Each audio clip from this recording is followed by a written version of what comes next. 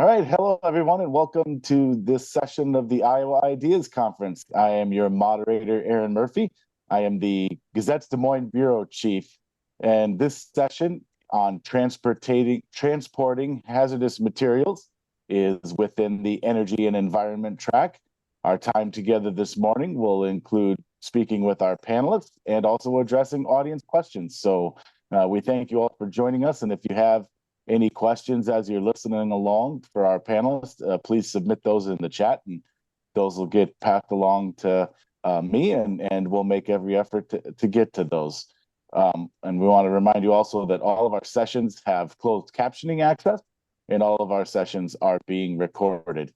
And we also want to take this moment to let everyone know that Iowa Ideas 2023 is sponsored by ITC Midwest. So we thank them for their support for this event. Again, I'm Aaron Murphy, the Des Moines Bureau Chief for the Gazette. I'd like to welcome our panelists now, some of whom are here with us video, and one who's working with some technical difficulties, but is with us audio-wise as well.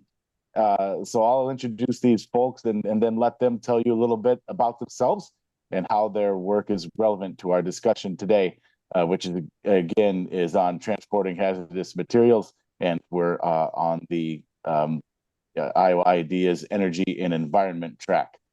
So let's start with our guest who is with us audio only for the time being. Tom Ulrich is with the Linn County Emergency Management Agency, and he's also a member of the Linn County Regional Hazardous Materials Response Team. Thank you for being here, Tom, and tell us a little bit about yourself.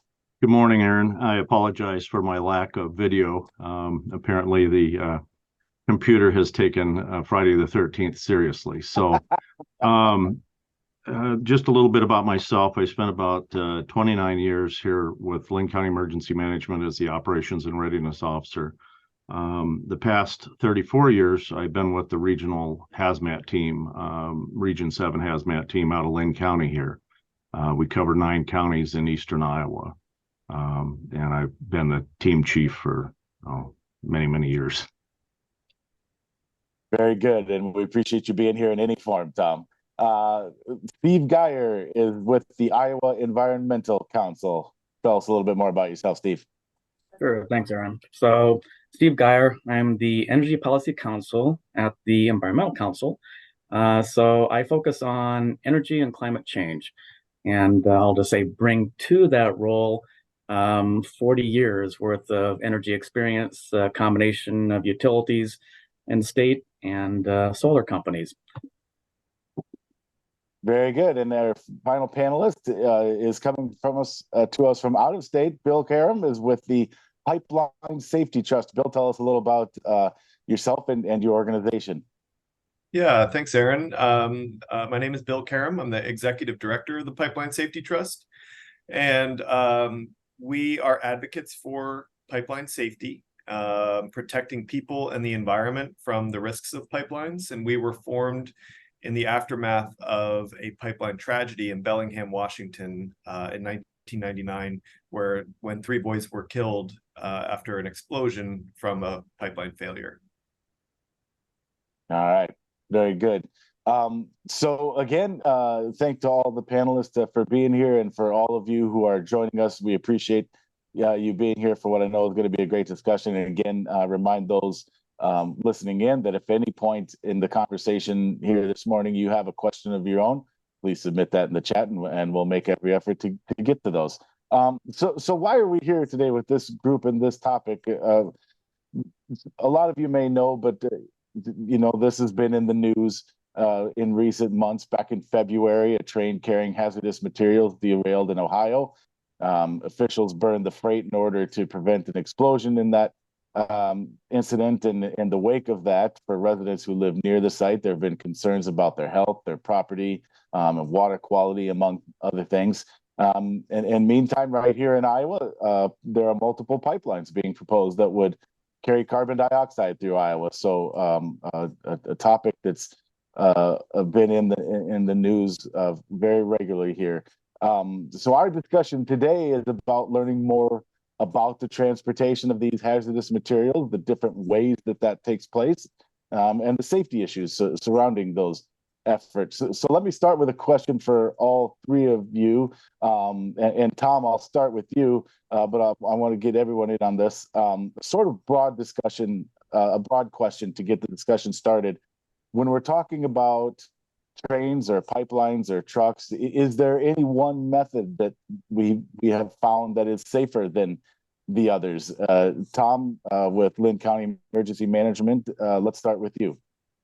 Well, if you look at the amounts being transported, I can tell you over 34 years, I've responded to hundreds and hundreds of hazardous materials trucking incidents.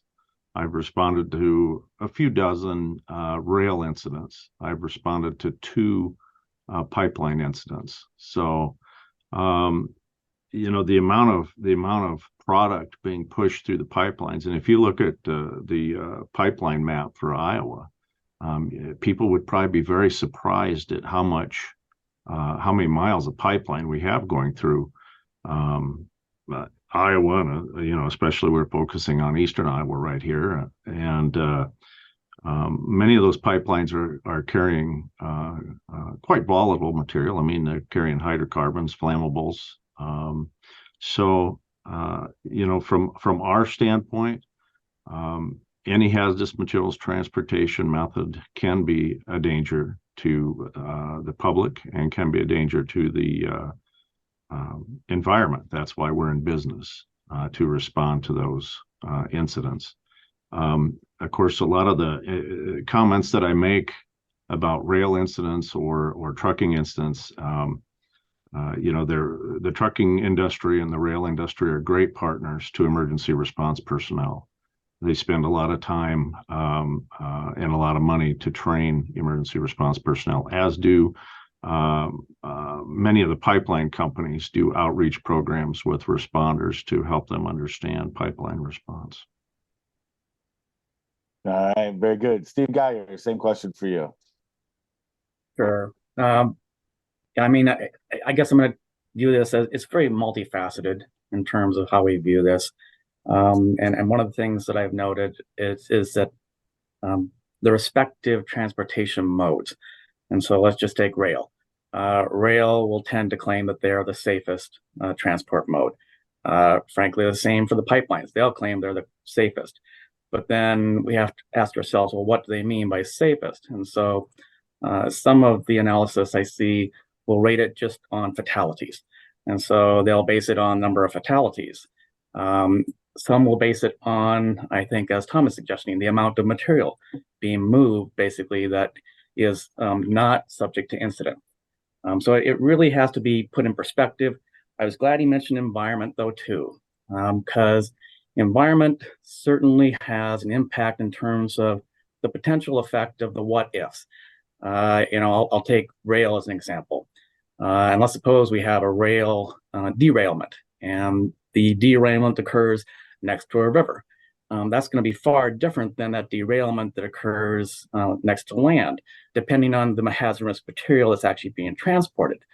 And that's, I think, an important point too, which is, for instance, if I have hazardous chemicals being transported, and whether that's released from a rail car, whether it's released from a tanker truck, if that chemical basically has the ability to permeate the soil, and it goes straight down, let's just say, through very porous soil right down to bedrock, you will never get that back. It's there forever and has the potential to contaminate groundwater. So all these things, I think, have to be contemplated in terms of how we view what's being transported, how it's being transported, and then the risk factors that are associated with that transportation mode, because all transportation will have a risk factor associated with it.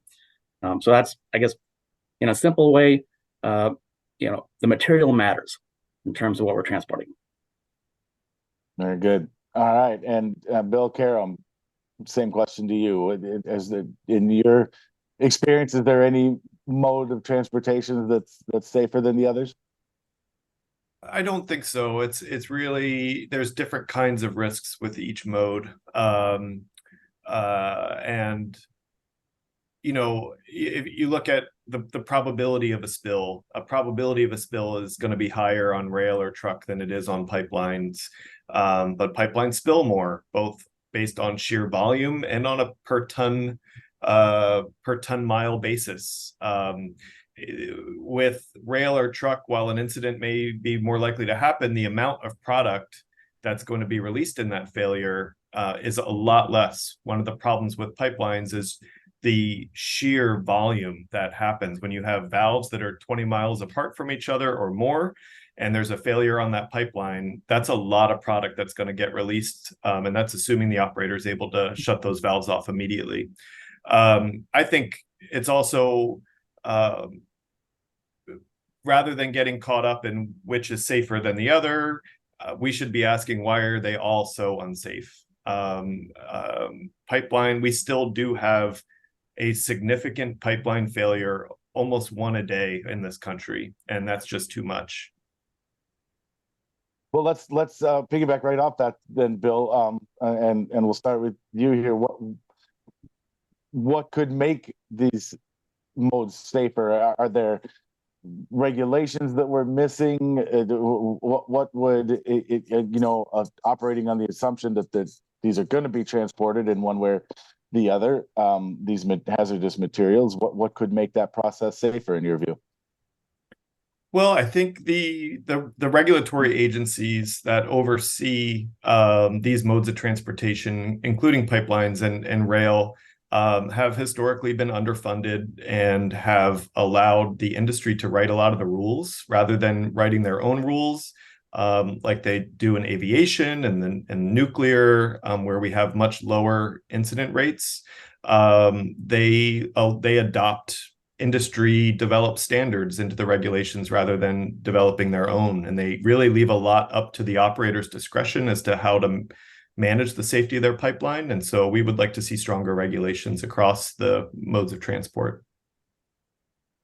Steve Geyer, what would make this process safer in your view?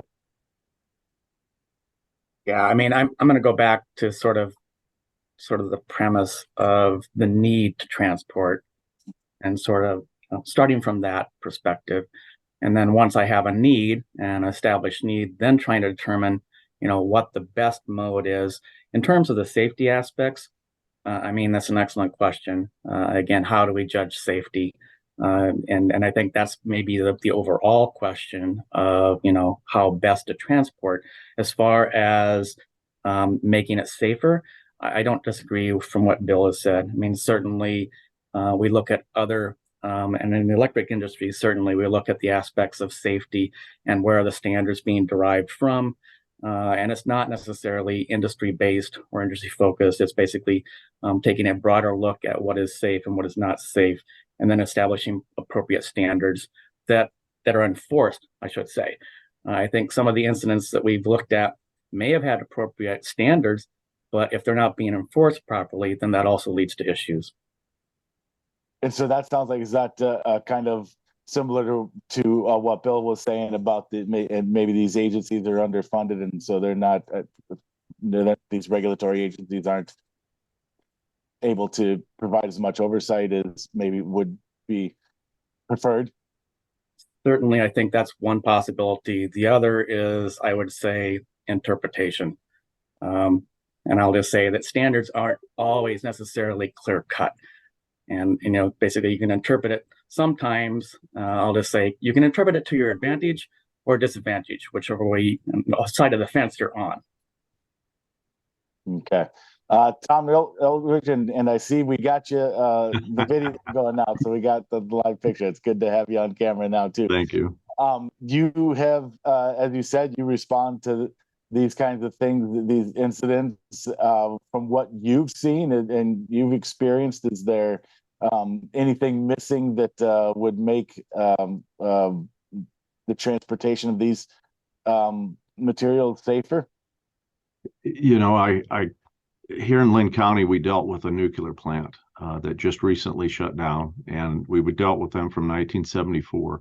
Nuclear industry is the heaviest regulated industry in the United States. There's more regulations, there's more inspections. It's really a heavy regulated industry. And then we go to some of the, and I don't want to hit some of my ag partners and friends, but the ag industry, we'll take anhydrous ammonia, for instance.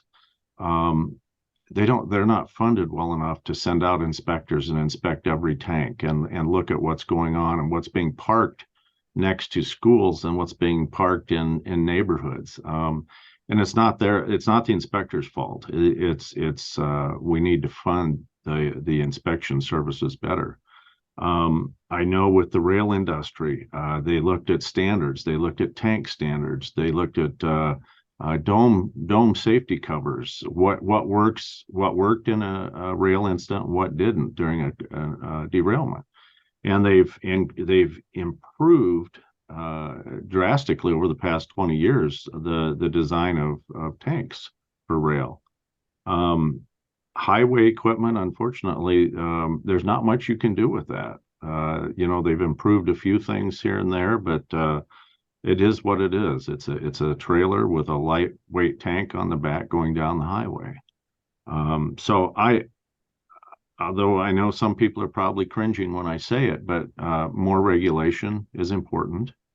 I said from the start on the CO2 pipeline, and an odorant added to CO2 as it's transmitted is important for the public and responders. If you look at mercaptan in natural gas, when we have a leak, it smells like rotten eggs. Well, that's a sign for people. That's a sign for the emergency responders. And I know there's a cost to that, but even a small amount of CO2, say leaking from a valve or something, we're going to be able to sense that with our by smell, which we don't like to tell people, hey, sniff for hazardous materials, but it's designed to keep you safe and keep you out of that area. The other thing is I have said here in Linn County for a long time, and in our region, if we're going to have CO2, let's outfit our initial responders with meters on their equipment so that if they go in and they hit a parts per million, for instance, that is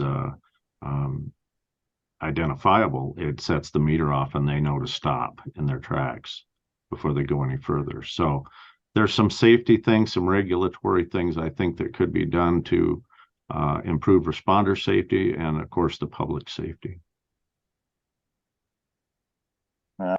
Very good.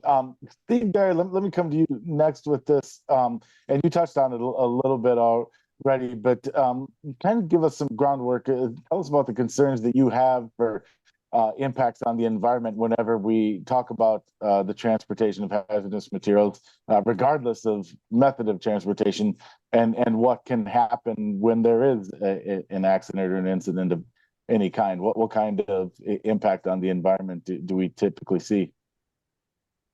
Sure. So, you've always got, again, dependent on the material. Once that impacts the environment, it may certainly impact biological life, in terms of plants, in terms of, whatever animals you have around, even exposure to individuals, where will remain there, depending on what it is that actually has been released. And again, regardless of what it's released from, that just tends to determine how much has been released. I think it's already been pointed out. But if the material itself is something that can be readily, I'll just say, contained and remediated, something that remains on the surface, for instance, is far easier to remediate and then eliminate that impact to the environment, as opposed to hazardous materials that do not remain on the surface, and they will readily soak into the soil, having long-term impacts on the environment. I'll just say, having remediated a fair number of sites over my career, there are sites that will never be cleaned up. And so certainly some of the materials that are being transported could have long-lasting impacts to the environment. You have sites, obviously, in Iowa, that although it may not have been released from a transportation mode, it was released from facilities. And those facilities then, whether they are Superfund sites or whether they're considered to be hazardous waste sites, they will likely remain that way. And then they will have, certain impositions placed on them in terms of how that property can be used. Well, it's put in that mode because it's not safe for certainly humans to basically be around that, which is analyzed again based on risk. But that same criteria applies to any animals that are basically around. Certainly, we've seen sites where it's impossible to grow plants because once that material is in the soil, the plant will never grow again. So those are certainly impacts that we look at. And again, and as you point out, regardless of transportation mode, once the release has occurred, then we have to look at, well, what's it going to take to actually bring that area back to safe, habitable, and I'll just say even environmentally safe areas. Aaron, if I could add on, yeah, please. If I could add on to that too, totally agree with everything Steve said, but I want to add another one that an environmental risk of moving certain hazardous materials that maybe isn't as readily visible to the eye is natural gas. And natural gas is primarily methane, and methane is an extremely potent greenhouse gas with over 80 times the warming power in its first 20 years in the atmosphere. And certainly in the pipeline systems, there are leaks, there are operational emissions. So on top of leaks, which we call fugitive emissions, and those are unintentional leaks, you don't necessarily see that in the immediate atmosphere, immediate environment, but it is contributing quite a bit to climate change and warming. And there's also these operational releases, which are intentional releases. And anytime an operator needs to do certain work on a pipeline, maintenance work, they do what's called a blowdown, where they open up the valve of the pipeline and empty the contents of primarily methane into the atmosphere to allow them to safely work on the pipeline. And so that's a pretty serious environmental impact of moving natural gas through our country. Yeah, good. Appreciate that too. Bill, let's stay with you here. We've mentioned that there are some proposed carbon dioxide pipelines through Iowa, but as Tom noted, some folks may be surprised to learn that there's already more than 41,000 miles of pipeline in Iowa. Bill, this is an admittedly broad question, so take this where you feel is appropriate, but just generally speaking, at least to start, how safe are these pipelines that transport these hazardous materials? Yeah, it's a good question. We all share a goal of there being zero pipeline incidents. Certainly the Pipeline Safety Trust, the regulators, the public, the operators, the pipeline companies themselves, we all want zero incidents. But we are a long ways away from that, unfortunately. What is the chance that if you have a pipeline in your backyard, that pipeline is going to fail while you're living alongside it? It's extremely low. However, there is still, as I mentioned before, a significant pipeline incident nearly every day somewhere in the country. Just yesterday, there was a huge rupture and fire in Idaho that an entire town of 10,000 people had to be evacuated. These are things you don't necessarily aren't aware of unless it's your community that it's happening to, and it's still happening way too much. There has been progress on lowering deaths and injuries from one particular kind of pipeline, the distribution lines, and those are the ones that come to people's homes and businesses, these low pressure lines, and that's wonderful news. But any other metric we look at on any other kind of pipeline system, we are not seeing that kind of progress. Certainly over the last 20 years, our progress on incidents and deaths and injuries in every other mode is flat at best, if not increasing. And so we need to do better. And I think CO2 pipelines is really a whole different animal and presents a completely different set of risks that the regulations are not quite ready for, and we need to have a serious discussion about how to make these safer before the build out. Tell me a little bit more about that, Bill, before we move on. What is it about the CO2 pipelines that make you say that? Sure. So with the current pipeline infrastructure, which is almost entirely hydrocarbons, either oil or refined products like gasoline or natural gas, you're talking about a risk of explosion. You're talking about, certainly with natural gas, you're talking about a risk of explosion, and with the hazardous liquids, you're talking about contamination to water, primarily as your risk. There's other risks, of course. With carbon dioxide, it doesn't ignite. And so you're not worried necessarily about the risk of explosion, but it is heavier than air, and so it won't disperse as quickly as natural gas or methane.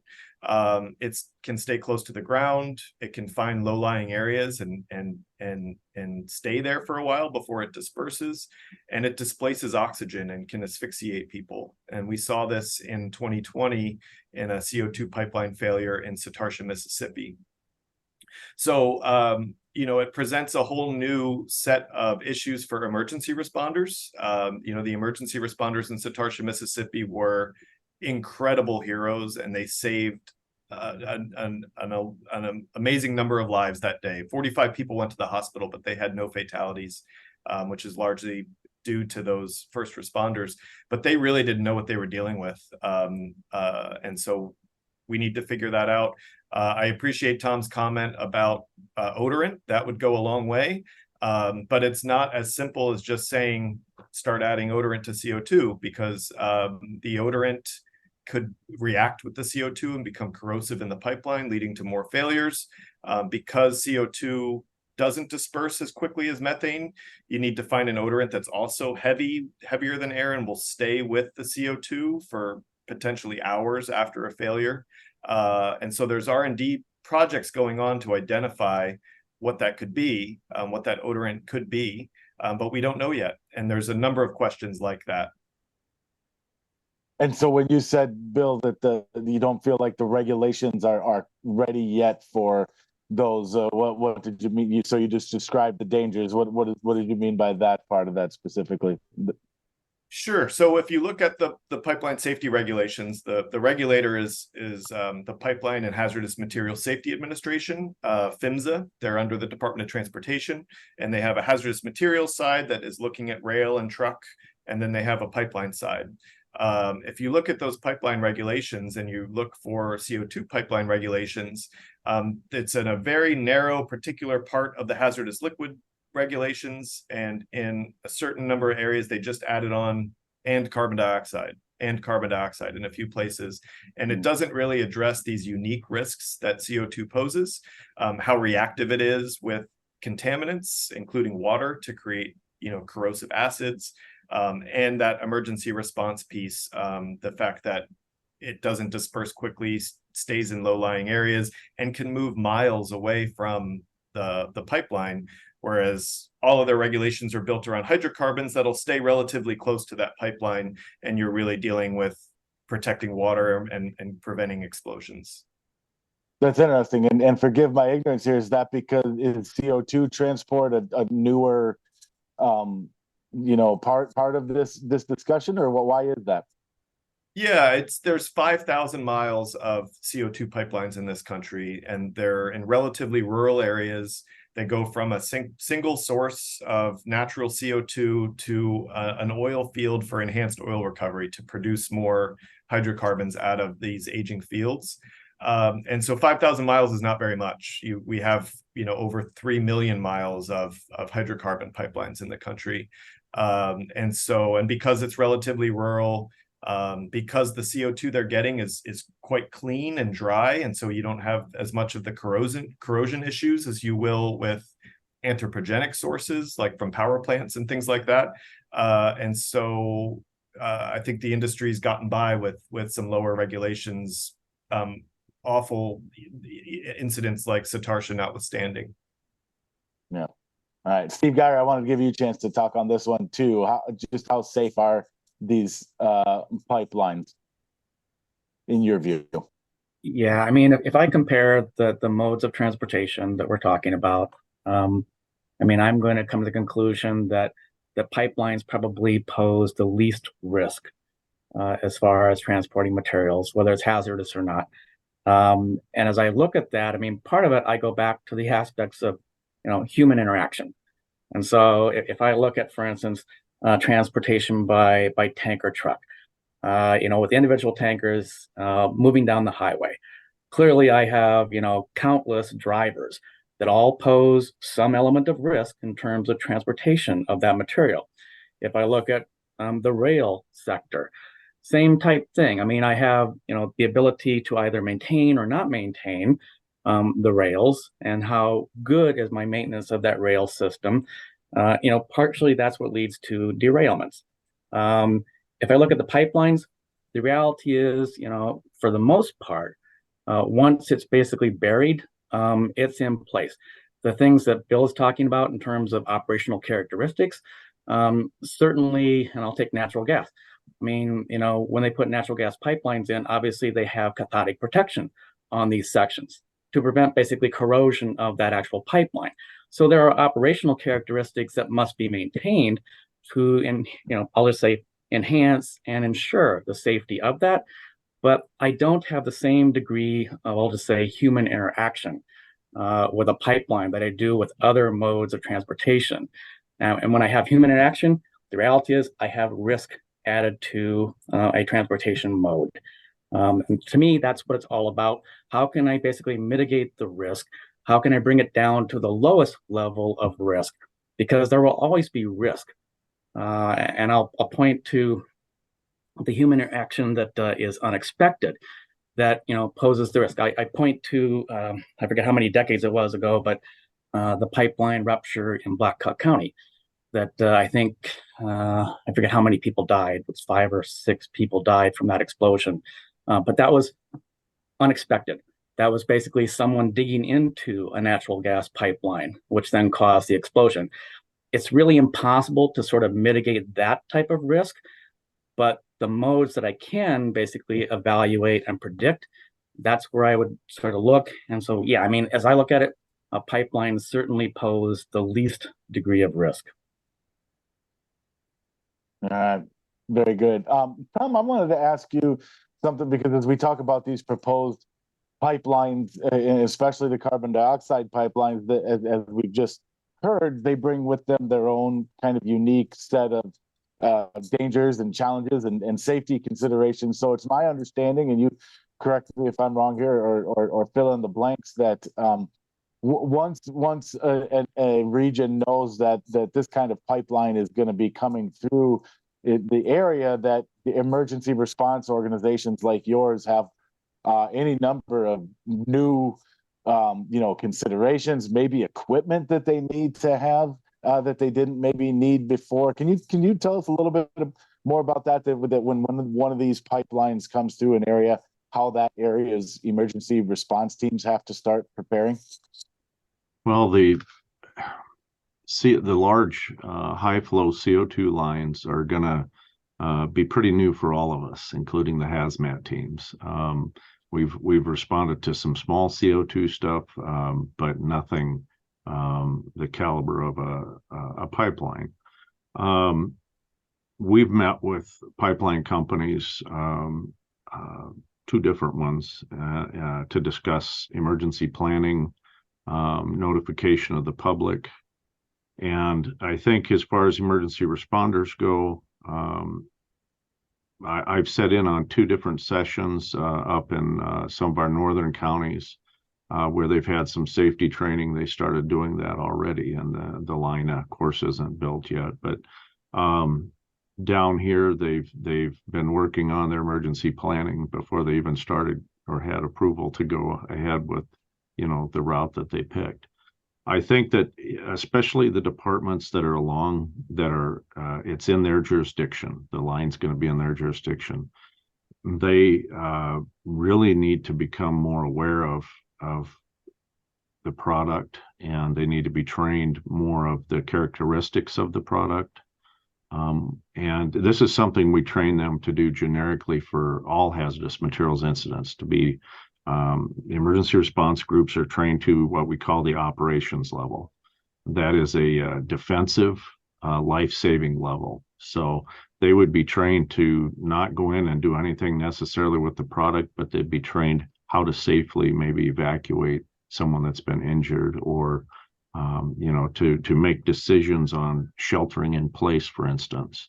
So I think that with this new CO2 is not new, but the transmission method is new, and it's going to be a training curve for our responders. And I know a lot of them say, well, we're small rural fire departments, volunteer. Those folks train. If there's something new coming out, they jump on it and they will train. They'll learn about it.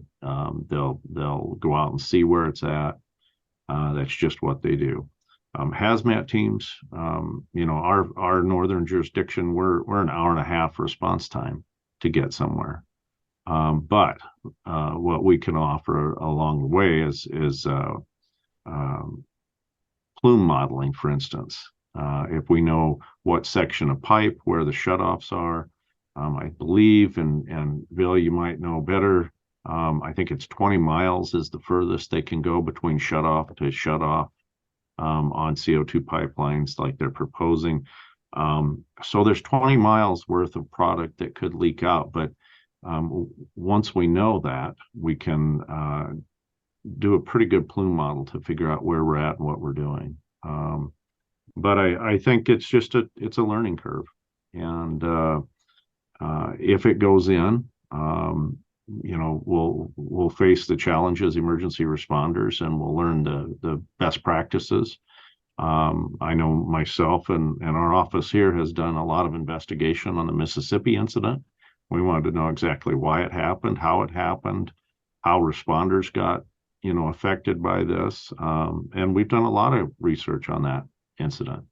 And things like that. The only good thing that comes out of a disaster like that is other jurisdictions can learn from maybe mistakes that were made, or maybe best practices that were done, and we can do better when it happens to us.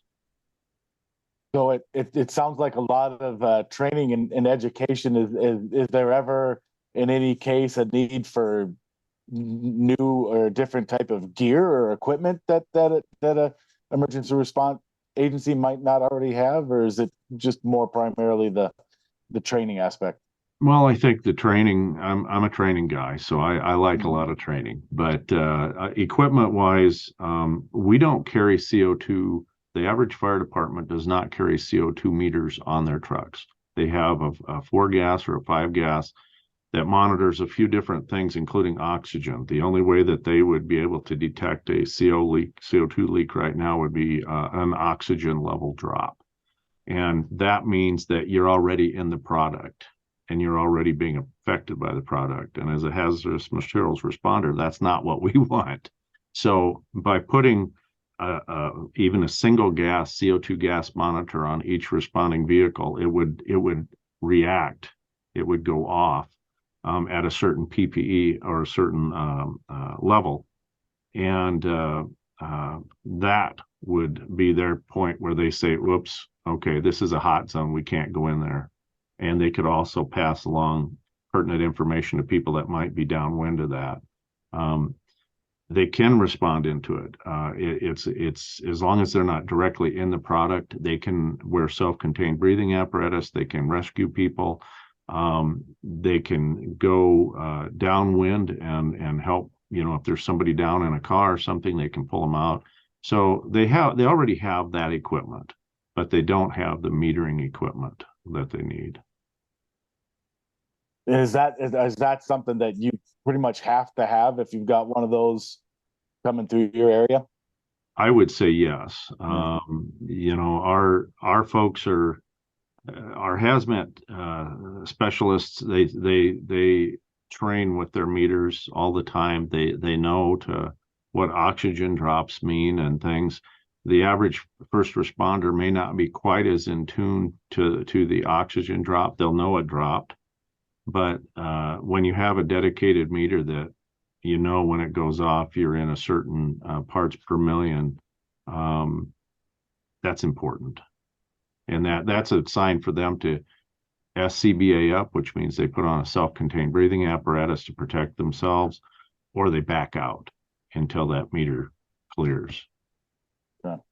Bill Karam, obviously Tom is our guy on the ground here for this discussion, but I'm curious if you have any thoughts based on the the work that your organization's done on what these types of pipelines mean for local emergency responding groups like Tom's.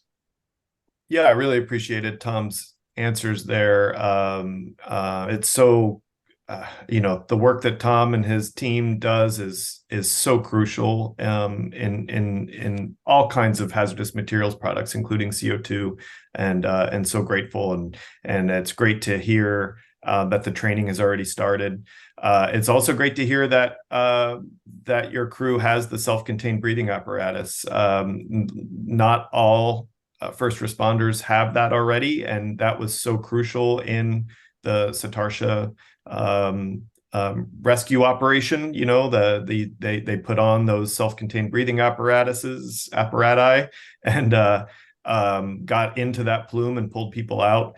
I think one other piece that's important to bring up is when there is this CO2 plume that has displaced oxygen, internal combustion engines won't work over a certain level, and so there's a question of if we need to have some electric vehicles amongst the fleet in first responders so that they'll be able to have an operating vehicle in the event of a failure.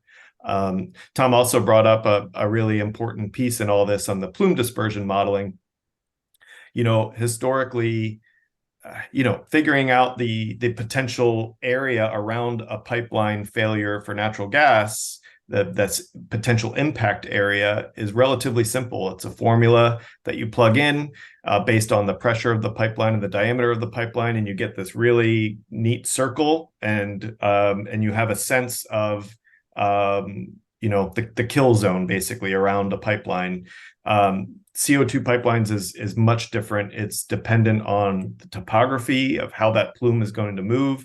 It depends on the weather at the time, the temperature, if there's an inversion, the wind speed and direction, all of that plays into it. And we really need much more sophisticated plume dispersion modeling to have a sense of what areas around a pipeline, a CO2 pipeline, can be impacted in a failure.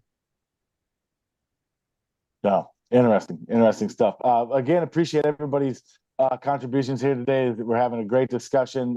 For anybody who joined us late, thank you for being here. We appreciate everybody who's tuning in. We're talking about the transportation of hazardous materials through various modes of transportation, including pipelines, but also trucks and rail. And we thank our panelists for being here as well. And I wanted to remind the audience that if you have any questions you'd like to ask, we encourage you to do that.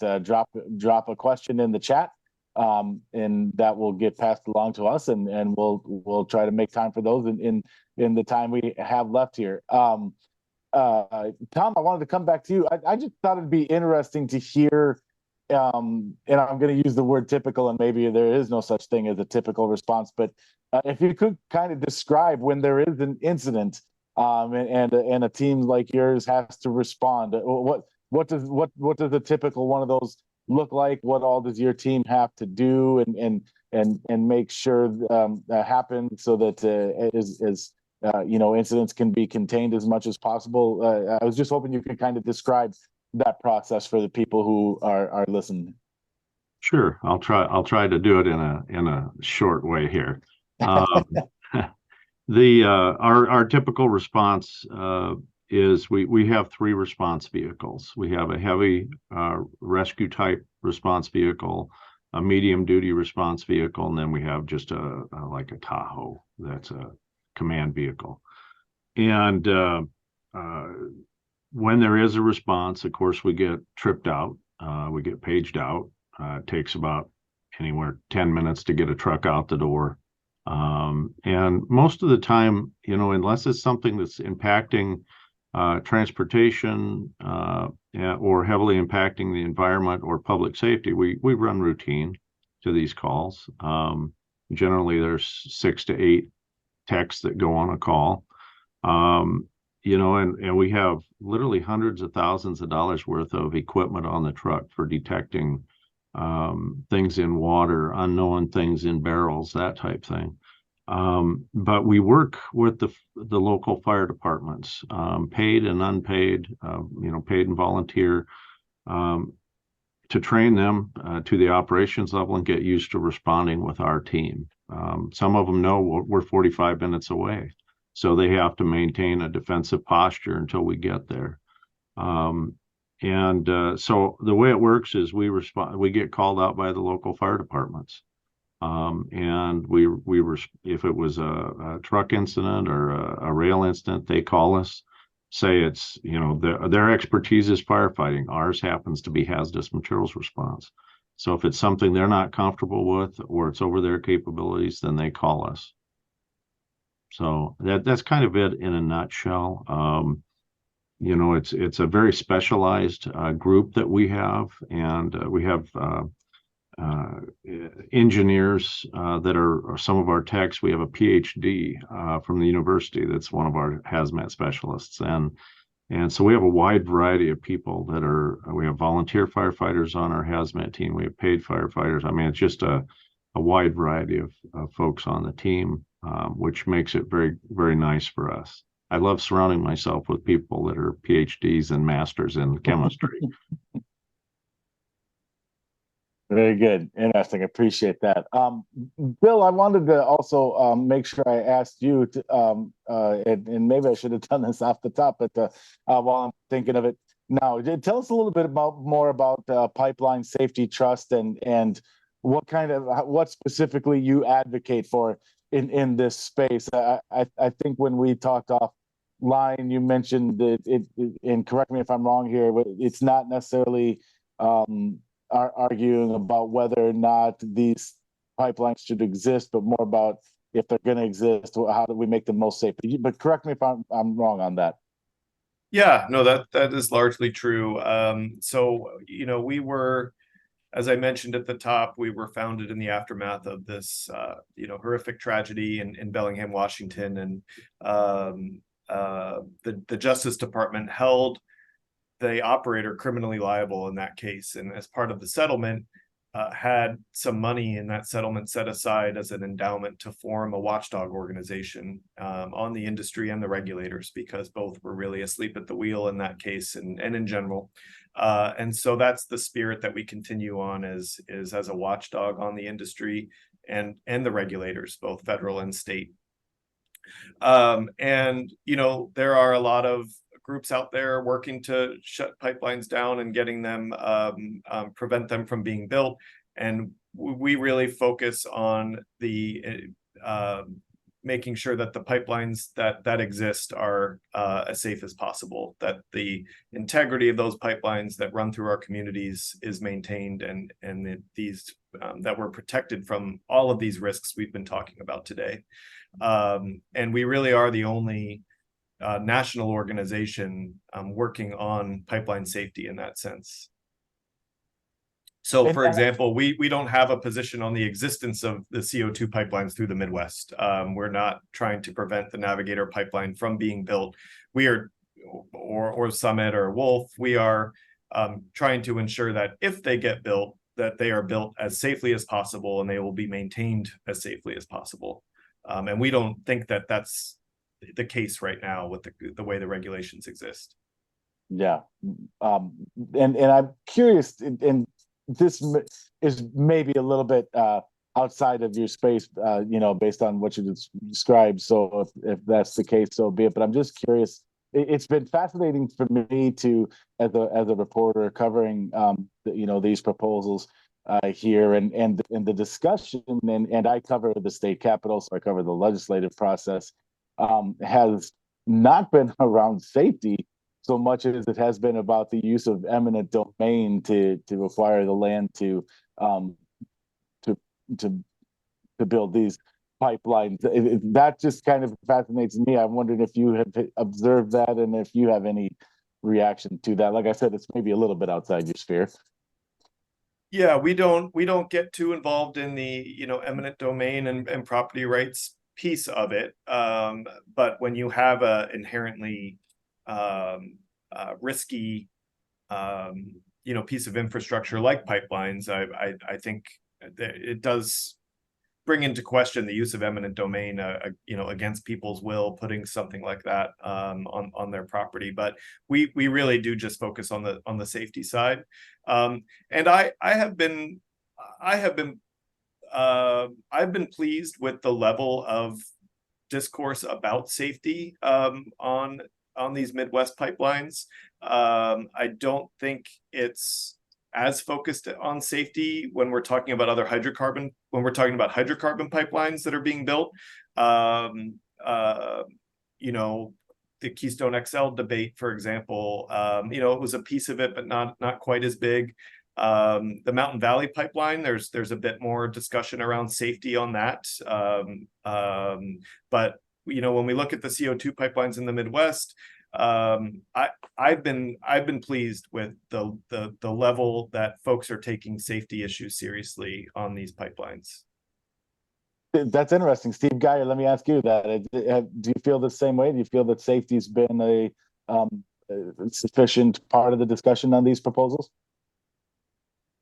I'll say it's been wide ranging in terms of the debate. I mean, I do tend to believe that the property rights issue tends to dominate the focus right now.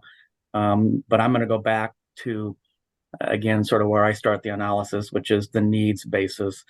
And so if I look at climate change, I look at the Intergovernmental Panel on Climate Change and what they're telling us, and they're telling us that we have to be able to sequester the greenhouse gases. And that's not just CO2, that's, as Bill mentions, that's methane also, and some other gases. And if we can't control those and we can't sequester those, whatever form sequestration takes, then we can't meet the objectives of basically maintaining our temperature rise to 1.5 degrees C or 2 degrees C. And so when I look at that and then establish that, and I'll take it into the eminent domain perspective, because eminent domain basically is based on the principle that a public need has to be there to actually support a taking of the property. And to me, maybe we haven't reached that internal tripping point yet to sort of establish that, in fact, this is a public need. But if we look at the IPCC report, they clearly have established this is a public need that we need to address. And again, going back to the aspects of how do we sequester? If I look at sequestration from, for instance, certain types of facilities, there are facilities that can clearly eliminate their CO2 gases or their greenhouse gases today just by switching how they actually do their work. So the electric industry is the classic example where we could move from hydrocarbons to renewables and actually eliminate that. There are other industries we can't, at least as we understand today. The cement industry, and the steel industries sort of stand out as examples right now where we don't know how to do that. And so if we're going to control those, we have to sequester. Once you sequester, what do you do with it? And so again, same type thing. Right now, we have just certain areas that have been established as, acceptable for geological sequestration. There might be other areas, but again, it's a temporal type analysis. Everything that we're looking at right now, maybe that changes 10 years down the road. But I'll just agree with some of the comments I've heard. Maybe we are sort of looking at something that we don't have all the answers yet. But from my perspective, we have the understanding and the basis to say we have a need to do it. Yeah, interesting. All right. Again, appreciate the discussion. We're in the home stretch here. We're in our final few minutes, so I wanted to leave a few minutes as we wrap up here for each of our panelists to kind of give it an open forum to if there's anything that I didn't ask them about today that they think is important to keep in mind on this topic, or maybe a kind of wish list type of question. If there's one thing you'd like to see happen, whether it's policy wise or whether there's something you wish was a bigger part of this discussion when people talk about transporting hazardous materials. So I want to give everybody a kind of closing comments section, so to speak, here. So Steve Geyer, we'll stay with you and start with you on this last round. What are your closing thoughts and on this topic? Yeah, I guess my closing comments, and I'll sort of reiterate what I just said, which was I believe we need to come to a realization that we have a need and try and figure out the solutions to do that in a safe, reliable manner that poses the least degree of risk to the public and the environment. Very good. Bill Karam with Pipeline Safety Trust. How about you? Yeah, just kind of a central message of I don't believe we can identify one particular mode of transportation as safer than any other. That they just pose different kinds of risks. One may be less frequent, but more devastating when it happens, and that we really just need to be focusing on getting all modes of transportation closer to zero incidents. Excellent. And Tom Olish, we'll let you bring us home. What are your closing thoughts on this topic? Okay. One of the things I wanted to be sure I was clear about is that emergency management and our regional hazmat team's interest in the pipeline or other transportation modes are purely safety. When we're talking about eminent domain and other things, we don't get into that. Our focus is purely on the safety aspects. And one of the last things I wanted to make clear, and it's not fair of me not to mention, the pipeline company has been very clear with us and very concise on anything we've asked, any questions, their answers have been clear. They've already came out and met with our fire chiefs here in Linn County to discuss, what you want to see in the safety plan. And they showed them some of the safety plans they have on their CO2 pipeline up in Canada. So they've been working hard to try to do things the right way as far as working with the emergency response community. But I have to agree that regulation, I'm not an expert on pipelines. I can't tell you what's a good design and what's a bad one, but I'm sure there is people that can do that. And we need to continue to look closely at where the pipelines go and how they're operated after they're put in. Very good. Excellent. And maybe just real quick, Tom, this just occurred to me. I'll ask real quick on our way out the door. If I don't know, we hear so much about worker shortages in different areas. I'm curious if that has hit emergency responders like yourself, and then if somebody listening is interested or knows someone who might be interested in doing the kind of work you do, what's the path to that? Well, there's two of us that are paid through emergency management, chief and assistant chief. We just happen to work for emergency management. We were on the team before we were hired, but the rest of our folks are all volunteer. And if you live in and around Linn County, we accept applications all the time for folks. Hazmat's a really strange thing. You either love it or you don't. And all of our folks love to respond to incidents. They don't like, obviously the bad portion of it, but they love to be able to mitigate problems and teach and do things. So, they can contact our Office of Emergency Management here in Linn County if they're interested in being a team member. Very good. Well, thank you again, all of you, Steve Geyer, Bill Karam, and Tom Olish. Great discussion today on a very important topic. We sincerely appreciate you being with us. And thank you to everybody who tuned in today. And if you haven't already, please be sure to check out some of the other discussions happening this morning. We have one block left in Iowa Ideas 23 before the closing keynote address. The next panel within the energy environment track is about environmental justice in Iowa, but there are many other topics and other tracks as well. So thank you all for joining us, and thank you once again to our panelists for being with us today.